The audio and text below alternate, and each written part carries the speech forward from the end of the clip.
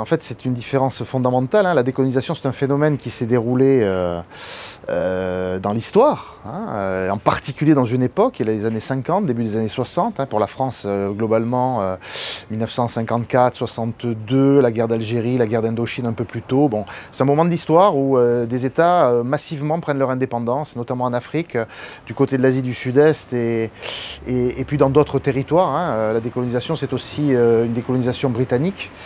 Le décolonialisme, c'est plutôt quelque chose qui va dans l'après, c'est-à-dire dans ce qu'on appelle aussi, un autre terme qui vient jouer là-dedans, c'est le post-colonial, c'est-à-dire tout ce qui est le poids justement de ces périodes coloniales dans nos actualités. Et dans ce contexte-là, effectivement, le décolonialisme, c'est deux choses. C'est un cadre d'études, des personnes qui font des études sur le sujet, hein, et qui essaient de réfléchir à la manière dont la mémoire du colonialisme se poursuit ou joue sur les rapports sociaux d'aujourd'hui. Et en même temps, c'est aussi un mouvement revendicatif, c'est un mouvement de mobilisation qui essaie justement de faire valoir les droits des personnes ayant d'une certaine manière souffert de la colonisation, notamment les parents, parfois les grands-parents, et de faire valoir des droits aujourd'hui sur notamment le fait que la France, par exemple, ou l'Angleterre fassent des excuses pour un passé colonial douloureux, qu'on puisse réfléchir à la manière dont la colonisation est encore présente dans la société. Par exemple, en 2005, un mouvement qu'on peut appeler décolonial sur le plan militant, c'est le Parti des indigènes de la République, qui, au moment des émeutes de 2005 en France, se sont mobilisés pour considérer que la France était encore un pays colonial et que les enfants de l'immigration étaient perçus comme des indigènes 50 ans plus tôt. Donc on voit là une dimension extrêmement active sur la société française autour de ce sujet. Et récemment est venu s'ajouter le mot décolonial avec une perspective, alors qui viendrait plutôt chez les chercheurs de l'Amérique latine en particulier, mais qui viendrait se plaquer, se mêler à la question post-coloniale en quelque sorte, pour considérer effectivement que dans les sociétés occidentales en particulier, qui ont connu l'époque coloniale et qui ont été pendant cette époque coloniale des grandes puissances en fait, hein, eh bien ce passé est un passé qui n'a pas complètement disparu, qu'il est encore présent, qu'il touche encore un certain nombre d'états d'esprit, qu'il est dans les imaginaires, et que les relations sociales sont complètement encore polluées par tout cela, au point, effectivement, d'être une matrice des inégalités. C'est-à-dire que, finalement, une des explications, parmi d'autres, hein, mais une explication majeure aujourd'hui en France, en particulier, des inégalités, en particulier des inégalités ethniques, raciale, si on pourrait dire, entre guillemets, ethno-culturelle, on pourrait dire, s'explique par la grille de lecture du passé colonial encore perpétué dans la société. Par exemple, que, comme on dit, entre guillemets, les Noirs et les Arabes sont victimes de cette violence sociale, de cette violence culturelle, justement à partir de ce passé colonial. Ce qui veut dire donc du coup que le passé colonial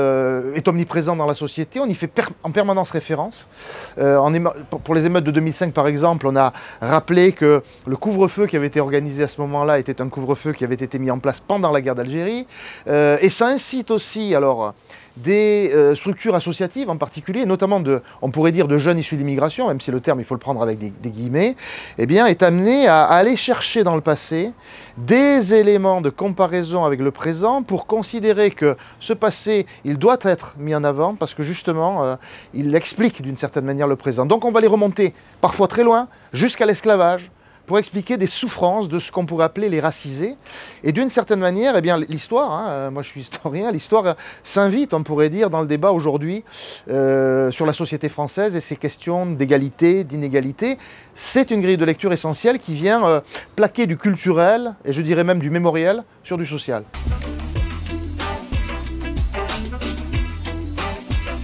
Le poids, la pression sociale, culturelle, de ceux qui se revendiquent aujourd'hui du décolonialisme, avec une dimension militante, ont tout un ensemble de revendications à faire valoir et proposent une interprétation de l'histoire qui est parfois sulfureuse, parfois problématique, qui amène effectivement au final à développer parfois des écueils notamment qui pourraient aller jusqu'à, disons, des tendances communautaires, hein, entre guillemets communautaires ou communautaristes,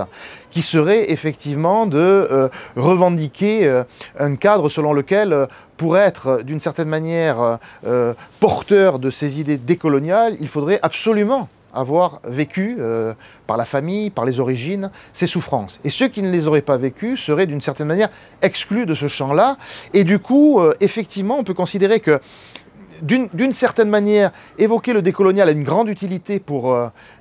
lutter contre le racisme, pour lutter contre les inégalités, mais appliqué à l'extrême, ça peut effectivement aboutir à des formes de communautarisme, à des formes de clivage dans la société, jusqu'à des comportements extrêmes qu'on pourrait appeler effectivement identitaires ou racialisants, hein, qui seraient de considérer que les Noirs en France, entre guillemets, hein, ou les populations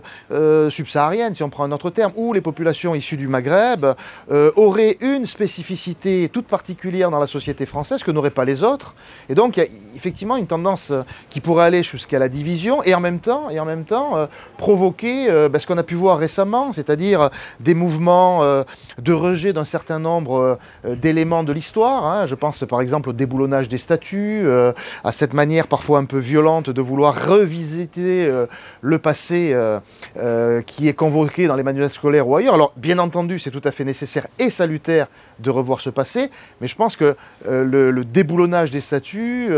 est une manière de faire table rase de notre passé. Donc moi, je militerais effectivement, ou je réfléchirais plutôt à bien entendu prendre en compte cette dimension, elle est tout à fait indispensable, mais pas de l'appliquer d'une manière extrême sur un plan politique, parce qu'il y a un danger effectivement de séparatisme, hein, puisque c'est un terme au goût du jour, on pourrait dire, hein, et que déboulonner des choses n'a pas de sens, c'est simplement sans doute de mettre à côté d'autres choses, hein, de proposer d'autres perspectives, mais de décapiter des statues me semble être totalement contre-productif, parce que quelque part la connaissance historique en souffrirait, et je pense que tout ça nécessite que les chercheurs, les historiens soient partie prenante de ces éléments, et que le militantisme a sans doute des vertus, mais que ces vertus sont à un moment donné marquées par des limites. Alors par ailleurs, oui, effectivement, moi j'ai été amené à être sollicité par l'Agence nationale des territoires, hein, donc la NCT, le ministère de la Ville, pour, dans ce contexte-là, non pas proposer, pour proposer des noms de biographies, des noms de personnalités. Alors évidemment, une liste qui est une liste non exhaustive, hein, et qui est un peu comme un dictionnaire qui avait été lancé par des historiens, le Métro, un dictionnaire du mouvement ouvrier, hein, une sorte de dictionnaire ouvert qui était là pour ne pas oublier les grandes figures du monde ouvrier. Un peu sur ce modèle-là, comme une forme d'encyclopédie ouverte, de proposer des parcours biographiques issus de la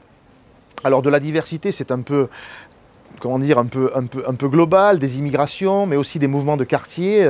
qui seraient de nature à donner des idées à des élus, qui voudraient non pas changer des noms de rues, mais proposer des noms de nouvelles rues ou de nouveaux bâtiments qui puissent être effectivement issus des diversités et qui puissent d'une certaine manière rééquilibrer justement les manières dont on peut nommer les noms officiels en quelque sorte des bâtiments communaux ou régionaux ou départementaux. Et donc c'est une sorte d'outil qui est proposé, qu'on a proposé à l'Agence nationale pour la cohésion des territoires et qui sans doute sera remis au président de la République en espérant justement qu'autour de ça il y ait peut-être un possible débat et la possibilité justement par la voie de la souplesse de proposer d'autres noms, hein, sans repousser les Victor Hugo, les Jean Jaurès ou les Jules Ferry, hein, qui ont leur place à mon sens, mais d'en proposer aussi d'autres qui ont tout autant leur place et qui font part de cette réalité de la société française issue des immigrations, des diversités, des quartiers.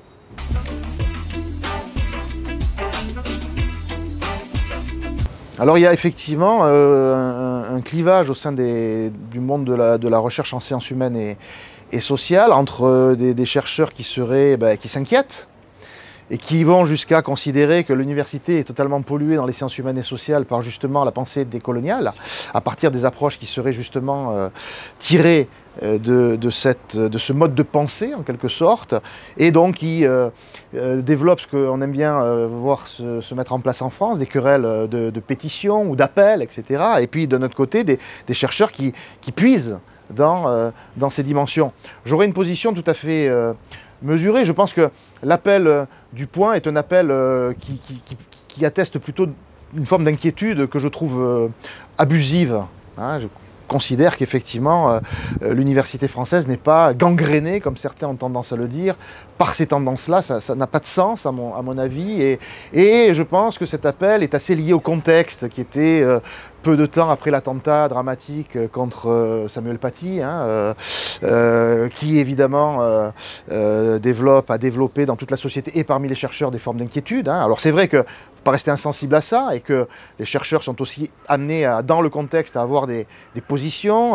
à peut-être changer leur cadre d'études. En même temps, j'ai pas l'impression que dans l'université, et notamment moi dans mon laboratoire l'URMIS, où on travaille sur les questions migratoires, je ne pense pas que ce laboratoire est complètement,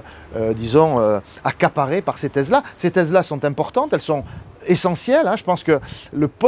les études postcoloniales ont fait beaucoup pour la recherche, les études décoloniales font beaucoup pour la recherche. Il ne faut pas les idéologiser, je pense qu'elles sont là comme des outils, et c'est comme ça que moi je répondrai. Je ne serai pas dans des appels à des mobilisations. Je pense qu'il faut justement prendre ces travaux avec la qualité qu'ils peuvent avoir, ce qu'ils peuvent apporter, peut-être parfois développer des contradictions. La grille postcoloniale ou décoloniale n'est pas forcément toujours la bonne, mais elle est utile à la recherche, et c'est comme ça qu'il faut l'envisager.